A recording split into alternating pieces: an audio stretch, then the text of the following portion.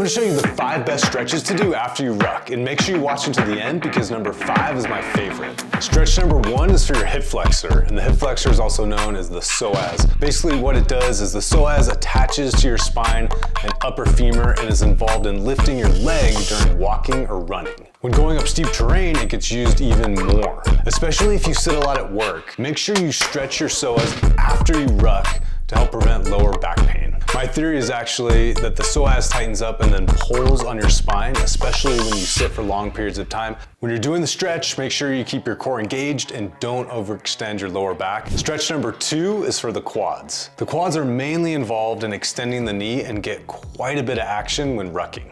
If you're rucking downhill, your quads go through what's called eccentric loading. This is when the muscle is lengthening while under tension and can often lead to elevated levels of soreness. So there's 2 options for the quad stretch. The first one is this floor-based quad stretch. What's important is the leg that's on the ground, you wanna be at 90 degrees. You wanna keep your core engaged. I'm gonna reach back, grab my opposite ankle, and I'm pulling back on the quad.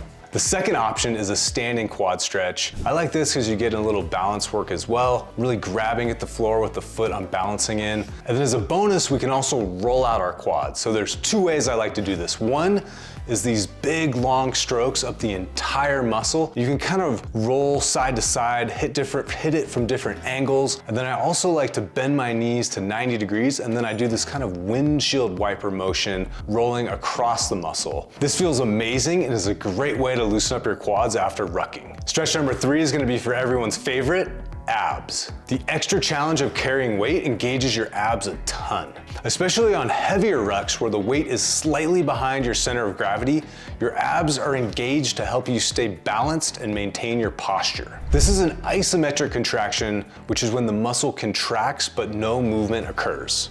So it's more of a stabilizing effect. There's 2 versions you can do for the ab stretch. The first kind of full version is the up dog. So I have my hands planted, my arms are straight, locked out at the elbow. I'm trying to get as much bending as I can. If you have any low back issues, you might want to start with option number 2, which is going to be the cobra. It's basically the same concept, except I'm on my forearms.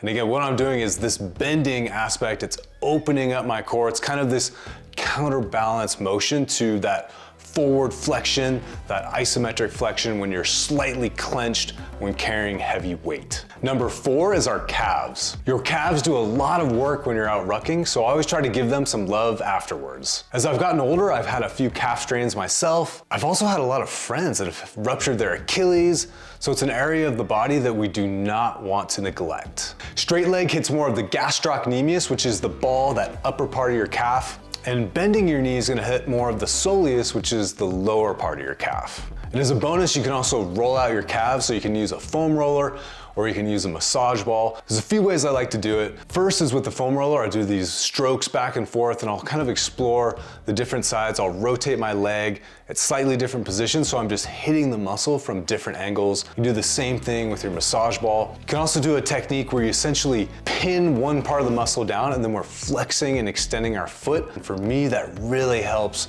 to loosen up areas of extreme tightness. Number 5 is our traps. If you're new to rucking, your traps are going to be sore. And don't worry, it's a feature, not a bug. One tip is to use a pack with a hip belt, and the design of the Wild Gym Ruck, which has a removable hip belt, also has a vest-inspired design, which helps to spread the weight over a larger surface area to take some pressure off your traps. It's also important to make sure you're not lifting the weight with your shoulders.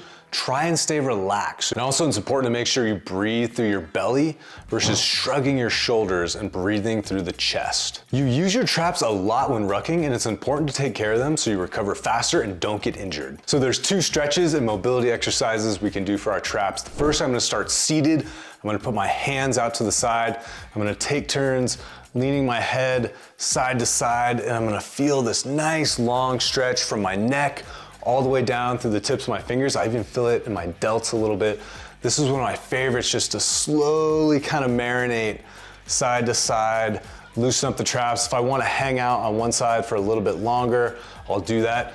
Kind of see where you're at, but do that side to side and just let the tension kind of flow out. And my favorite exercise for my traps is gonna be this massage ball trap smash. So I'm gonna lay flat on my back, I'm gonna take the massage ball, I'm gonna pin it up in my trap, kind of wiggle in there, get it so I'm getting some pressure. I'm gonna start with my hand against my side, arm is straight, I'm gonna raise it straight up in the air, find my sticking point, and then I'll go back down to my hip, raise the arm in the air, find my sticking point, go back down to my hip. This can be pretty intense, so one reaction is to arch your back, overextend as you try and get more range of motion. Keep your core engaged and force your traps to relax with each rep. I like to do at least 10 to 15 kind of arm raises each side, and each time my traps get a little bit more relaxed and I feel so much better. My name's Dan, I'm the founder of Wild Gym.